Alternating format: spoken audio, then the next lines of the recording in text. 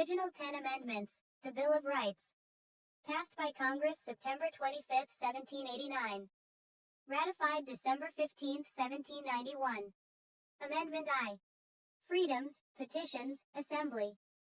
Congress shall make no law respecting an establishment of religion, or prohibiting the free exercise thereof, or abridging the freedom of speech, or of the press, or the right of the people peaceably to assemble, and to petition the government for a redress of grievances. Amendment 2. Right to bear arms. A well-regulated militia, being necessary to the security of a free state, the right of the people to keep and bear arms, shall not be infringed. Amendment 3. Quartering of soldiers. No soldier shall, in time of peace, be quartered in any house, without the consent of the owner, nor in time of war, but in a manner to be prescribed by law. Amendment IV. Search and arrest. The right of the people to be secure in their persons, houses, papers, and effects, against unreasonable searches and seizures, shall not be violated, and no warrants shall issue, but upon probable cause, supported by oath or affirmation, and particularly describing the place to be searched, and the persons or things to be seized. Amendment V. Rights in criminal cases. No person shall be held to answer for a capital, or otherwise infamous crime, unless on a presentment or indictment of a grand jury, except in cases arising in the land or naval forces, or in the militia, when in actual service in time of war or public danger. Nor shall any person be subject for the same offense to be twice put in jeopardy of life or limb. Nor shall be compelled in any criminal case to be a witness against himself, nor be deprived of life, liberty, or property, without due process of law, nor shall private property be taken for public use, without just compensation. Amendment V. Right to a fair trial. In all criminal prosecutions, the accused shall enjoy the right to a speedy and public trial, by an impartial jury of the state and district wherein the crime shall have been committed, which district shall have been previously ascertained by law, and to be informed of the nature and cause of the accusation, to be confronted with the witnesses against him, to have compulsory process for obtaining witnesses in his favor, and to have the assistance of counsel for his defense. Amendment 7. Rights in civil cases. In suits at common law, where the value in controversy shall exceed $20, the right of trial by jury shall be preserved, and no fact tried by a jury shall be otherwise re-examined in any court of the United States, than according to the rules of the common law. Amendment 8. Bail, fines, punishment. Excessive bail shall not be required, nor excessive fines imposed, nor cruel and unusual punishments inflicted. Amendment IX. Rights retained by the people. The enumeration in the Constitution of certain rights shall not be construed to deny or disparage others retained by the people. Amendment X. States' rights. The powers not delegated to the United States by the Constitution, nor prohibited by it to the states, are reserved to the states respectively, or to the people. Bill of Rights. Support ushistory.org and buy a poster for your wall. Click here. Later amendments. Amendment 11. Lawsuits against states. The judicial power of the United States shall not be construed to extend to any suit in law or equity, commenced or prosecuted against one of the United States by citizens of another state, or by citizens or subjects of any foreign state. February 7, 1795. Amendment 12. Presidential elections. The electors shall meet in their respective states, and vote by ballot for president and vice president, one of whom, at least, shall not be an inhabitant of the same state with themselves. They shall name in their ballots the person voted for as president, and in distinct ballots the person voted for as vice president, and they shall make distinct lists of all persons voted for as president, and of all persons voted for as vice president, and of the number of votes for each, which lists they shall sign and certify, and transmit sealed to the seat of the government of the United States. Directed to the President of the Senate shall, in the presence of the Senate and House of Representatives, open all the certificates, and the votes shall then be counted. The person having the greatest number of votes for president shall be the president.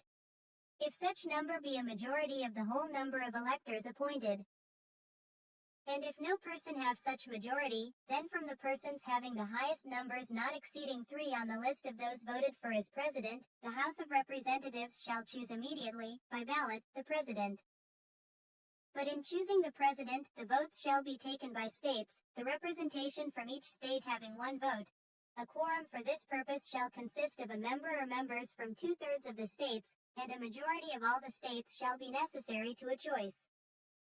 And if the House of Representatives shall not choose a president whenever the right of choice shall devolve upon them, before the 4th day of March next following, then the vice president shall act as president, as in the case of the death or other constitutional disability of the president. The person having the greatest number of votes as vice president shall be the vice president, if such number be a majority of the whole number of electors appointed. And if no person have a majority, then from the 2 highest numbers on the list, the Senate shall choose the vice president. A quorum for the purpose shall consist of 2/3 of the whole number of senators, and a majority of the whole number shall be necessary to a choice. But no person constitutionally ineligible to the office of president shall be eligible to that of vice president of the United States. June 15, 1804. Superseded by Section 3 of the 20th Amendment. Amendment 13. Abolition of slavery. Section 1. Neither slavery nor involuntary servitude, except as a punishment for crime whereof the party shall have been duly convicted, shall exist within the United States, or any place subject to their jurisdiction. Section 2. Congress shall have power to enforce these articles by appropriate legislation. December 6, 1865. Amendment 14. Civil Rights. Section 1. All persons born or naturalized in the United States and subject to the jurisdiction thereof, are citizens of the United States and of the state wherein they reside. No state shall make or enforce any law which shall abridge the privileges or immunities of citizens of the United States, nor shall any state deprive any person of life, liberty, or property, without due process of law, nor deny to any person within its jurisdiction the equal protection of the laws. Section 2. Representatives shall be apportioned among the several states according to their respective numbers, counting the whole number of persons in each state, excluding Indians not taxed.